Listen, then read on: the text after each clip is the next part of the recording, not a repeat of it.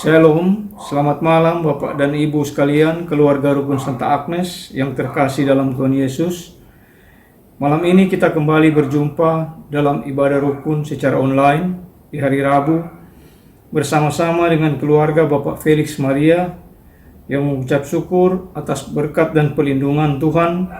Hari ini tepat 12 tahun usia perkawinan mereka dan sudah dikaruniai 3 orang anak. Semoga keluarga ini semakin dikuatkan, diberkati, dan bertumbuh dalam iman. Dan semoga kita semua selalu diberikan kekuatan baru yang membuat kita semakin bersukacita dalam menyambut kehadiran Tuhan, untuk selalu bisa berdoa bersama-sama. Bacaan firman Tuhan yang akan kita dengarkan, Tuhan Yesus mengajarkan kita bahwa harta yang paling berharga adalah iman dalam Yesus Kristus. Semoga kita semua selalu dalam perlindungan dan penyertaan Tuhan. Mari kita menyanyikan lagu pembukaan.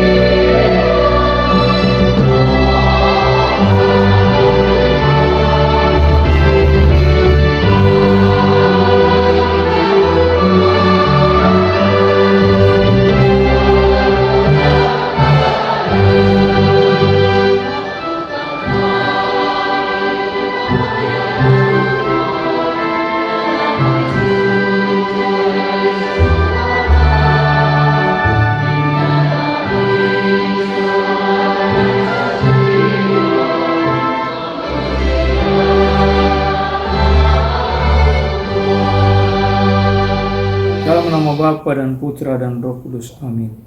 Semoga kasih karunia Tuhan Yesus Kristus, cinta kasih Allah, dan persekutuan Roh Kudus beserta kita, sekarang dan selama-lamanya. Tema malam ini saya angkat adalah mencari sebuah nilai. Bacaan pertama firman hari ini, Musa mengingatkan kita, orang-orang yang sudah bertemu dengan Tuhan, seharusnya tidak lagi hidup dalam dosa. Dan dalam bacaan Injil, Tuhan Yesus mengajarkan kita bahwa betapa bernilainya hal kerajaan surga melalui 2 perumpamaan, harta terpendam di ladang dan menemukan mutiara yang dicari. Semua ini supaya kita selalu bisa melihat dan merasakan kasih dan anugerah Tuhan kepada kita semua, seperti bacaan firman yang akan kita dengarkan nanti. Mari kita menyatakan tobat kita dengan mendoakan. Saya mengaku kepada Allah yang Maha Kuasa dan kepada saudara sekalian bahwa saya telah berdosa dengan pikiran dan perkataan, perbuatan dan kelalaian. Saya berdosa, sungguh berdosa. Saya sungguh berdosa. Oleh sebab itu saya mohon kepada Santa Perawan Maria, kepada para malaikat dan orang kudus, dan kepada saudara sekalian, supaya mendoakan saya pada Allah Tuhan kita. Semoga Allah yang Maha Kuasa mengasihani kita, mengampuni segala dosa kita, dan mengantar kita ke hidup yang kekal. Amin. Mari kita berdoa. Allah Bapa yang Maha Baik, kami bersyukur kepadamu atas rahmat anugerah kesehatan yang kami terima daripadamu. Malam ini kami bersyukur pula atas kasih-Mu. Kini kami berkumpul untuk mendengarkan sabda-Mu. Biarlah Roh Kudus-Mu menerangi budi dan hati kami, agar kami selalu bisa berjalan sesuai dengan kehendak-Mu. Dengan perantaraan Yesus Kristus, Putra-Mu, Tuhan kami, yang hidup dan berkuasa bersama Dikau, dalam persekutuan Roh Kudus, Allah sepanjang segala masa. Amin.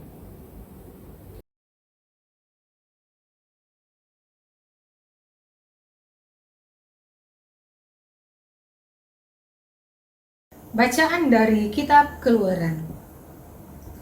ketika Musa turun dari Gunung Sinai dengan membawa kedua loh hukum Allah. Ia tidak tahu bahwa kulit wajahnya bercahaya karena ia telah berbicara dengan Tuhan. Dan ketika Harun dan semua orang Israel melihat Musa, tampaklah kulit wajahnya bercahaya. Maka mereka takut mendapati dia.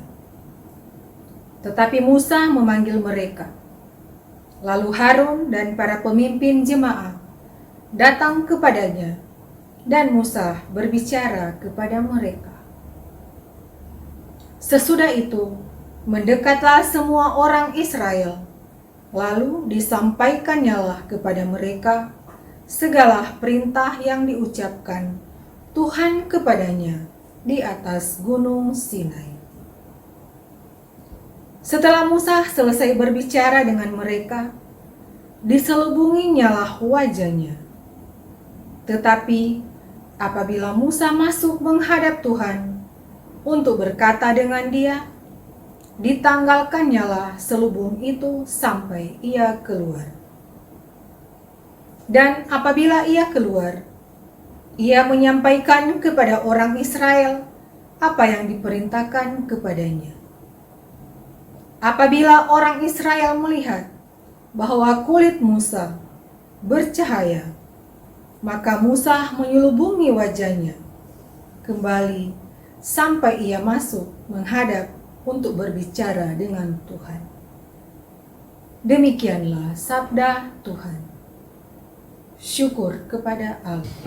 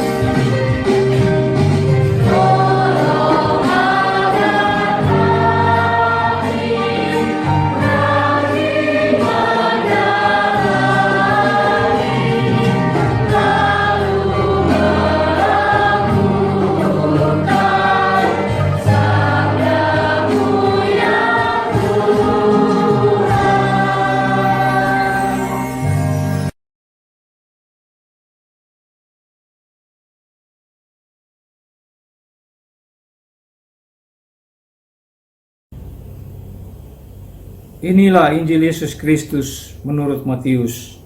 Dimuliakanlah Tuhan.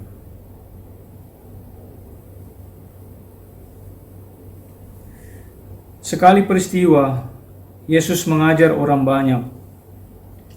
Hal kerajaan surga itu seumpama harta yang terpendam di ladang, yang ditemukan orang lalu dipendamnya lagi. Karena sukacitanya, pergilah ia menjual seluruh miliknya, lalu membeli ladang itu. Demikian pula, hal kerajaan surga itu seumpama seorang pedagang yang mencari mutiara yang indah. Setelah ditemukannya, mutiara yang sangat berharga, ia pun pergi menjual seluruh miliknya, lalu membeli mutiara itu. Demikianlah Injil Tuhan. Terpujilah Kristus.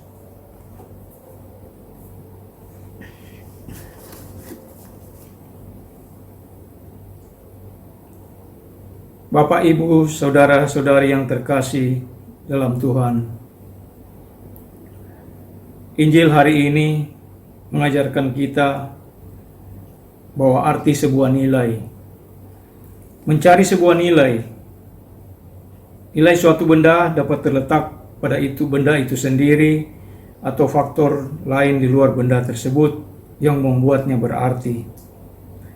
Sebagai contoh, sebuah cincin emas sangat berarti karena nilai dirinya sendiri.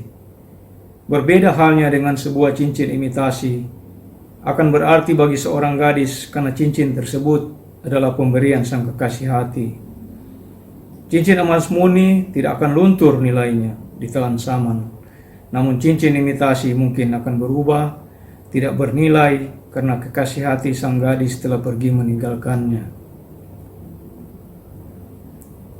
Bapak, Ibu, saudara-saudari yang terkasih, Yesus menekankan betapa bernilainya hal kerajaan surga melalui dua gambaran. Ayat pertama, harta yang terpendam di ladang. Ketika orang menemukan harta terpendam ini, ia sangat bersukacita karena menemukan sesuatu yang sangat bernilai. Maka segala miliknya yang lain menjadi tidak berarti dibandingkan harta tersebut. Ia rela menjual segala miliknya demi mendapatkan harta yang terpendam itu. Ayat 2, seorang pedagang sengaja mencari mutiara karena ia tahu betapa berharganya mutiara itu. Maka setelah ia menemukan mutiara yang dicarinya, ia segera menjual segala miliknya untuk membeli mutiara tersebut. Kedua perumpamaan ini menggambarkan betapa bernilainya harta kerajaan surga, namun tidak setiap orang yang mendengarnya mengerti hal ini. Seorang yang menyadari betapa bernilainya hal kerajaan surga dengan sukacita akan meninggalkan apapun dalam dunia ini, asalkan mendapat kebahagiaan sejati dalam kerajaan surga. Adakah sesuatu yang lebih bernilai dalam hidup Anda sehingga menghalangi untuk mendapatkan kerajaan surga? Yesus kembali mengingatkan tentang kesudahan zaman di mana akan terjadi pemisahan antara orang benar dan orang fasik. Bila tiba akhir zaman, maka tidak ada lagi kesempatan bagi orang fasik untuk menyesali keadaannya, karena semuanya sudah terlambat. Itu pun menjadi peringatan bagi kita bahwa kesempatan ini sangat terbatas. Bapak, Ibu, saudara-saudari yang terkasih, mari kita renungkan nilai apakah yang sedang kita cari.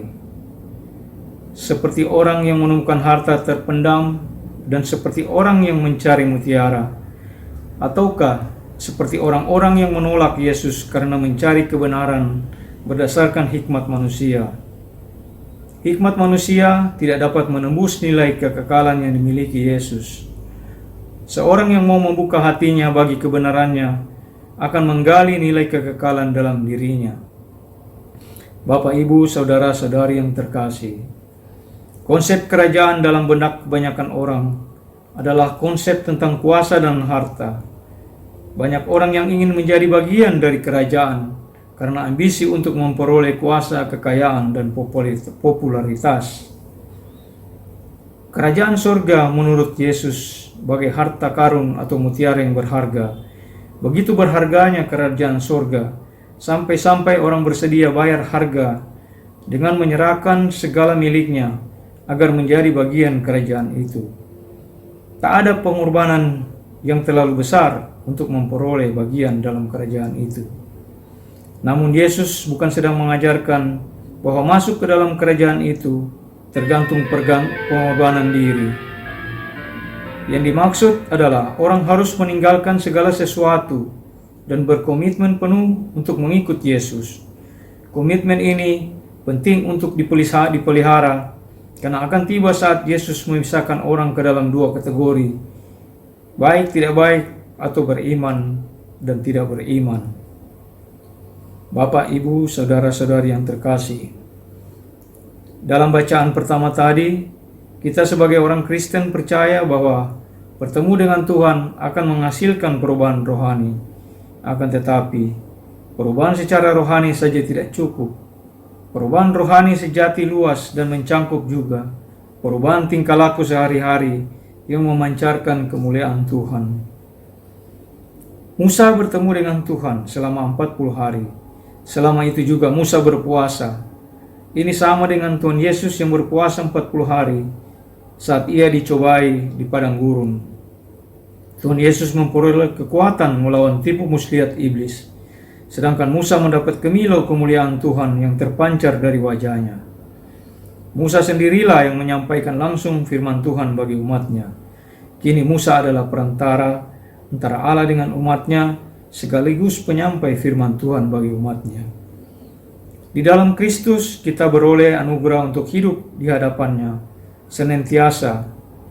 Pengalaman berjumpa dengan Allah bisa jadi merupakan pengalaman dramatis, tetapi biasanya adalah dalam doa, perenungan firman, dan ibadah bersama seperti saat ini.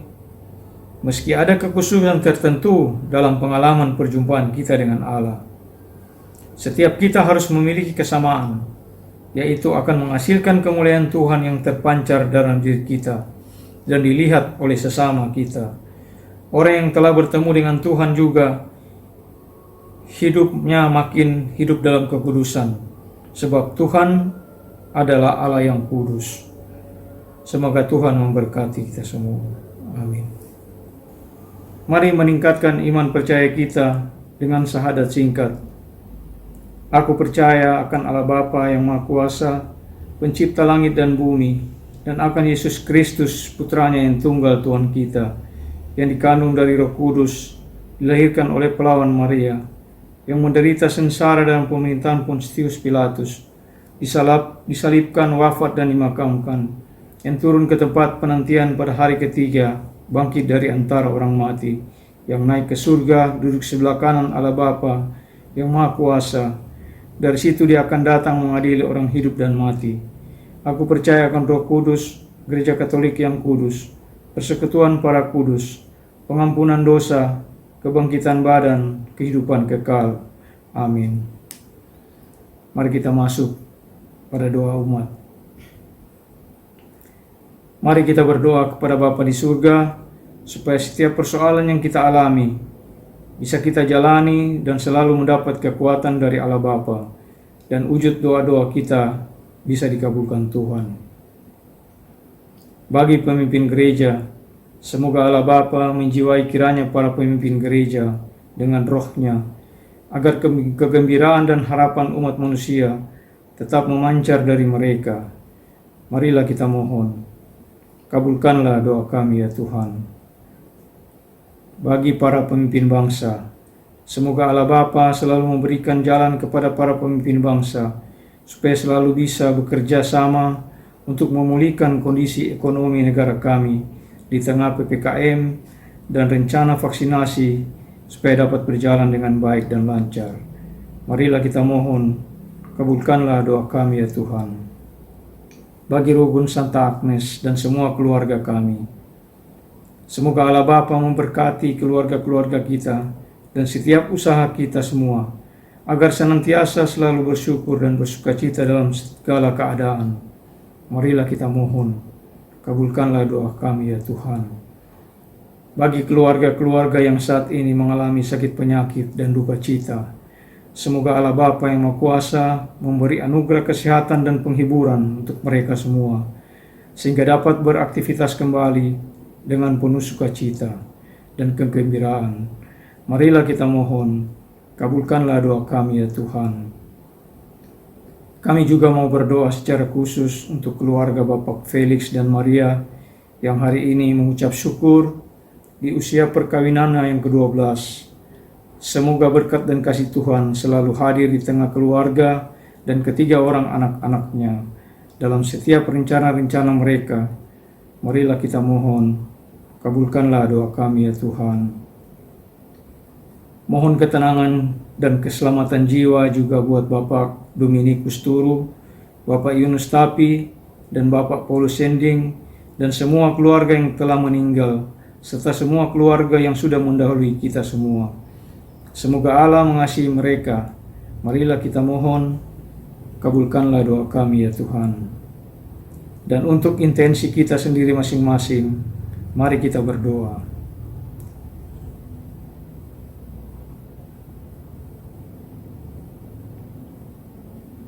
Marilah kita mohon, kabulkanlah doa kami ya Tuhan.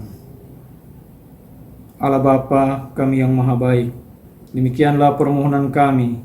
Semoga Engkau mau mendengar dan mengabulkan segala permohonan kami. Amin. Mari kita satukan semua doa-doa ini dengan doa yang diajarkan Tuhan Yesus kepada kita. Bapa kami yang ada di surga, dimuliakanlah namamu, datanglah kerajaan-Mu, jadilah kehendak-Mu di atas bumi seperti dalam surga. Berilah kami rezeki pada hari ini, dan ampunilah kesalahan kami, seperti kami pun mengampuni yang bersalah kepada kami. Dan janganlah masukkan kami ke dalam percobaan, tetapi bebaskanlah kami dari yang jahat. Amin. Mari kita masuk pada doa penutup dan berkat. Tuhan Yesus, Engkau mengajarkan kami untuk selalu bisa bersukacita, bergembira dan bersyukur dalam Roh Kudus. Utuslah Roh-Mu untuk membimbing kami semua kepada pertobatan sejati, agar kami selalu bisa menjadi murid-Mu dan selalu bisa melayani-Mu dengan penuh sukacita, karena Engkau yang hidup dan berkuasa selama-lamanya. Amin. Mari kita mohon berkat Tuhan. Tuhan beserta kita sekarang dan selama-lamanya. Semoga kita sekalian dan orang-orang yang kita kasihi senantiasa dibimbing dan dilindungi oleh berkat Allah yang Maha Kuasa, Bapa, Putra, dan Roh Kudus. Amin. Saudara-saudara sekalian, dengan ini ibadat kita sudah selesai. Syukur kepada Allah. Mari kita pergi menjadi saksi damai. Amin. Santo Fransiskus Assisi, doakanlah kami. Santa Agnes, doakanlah kami. Amin.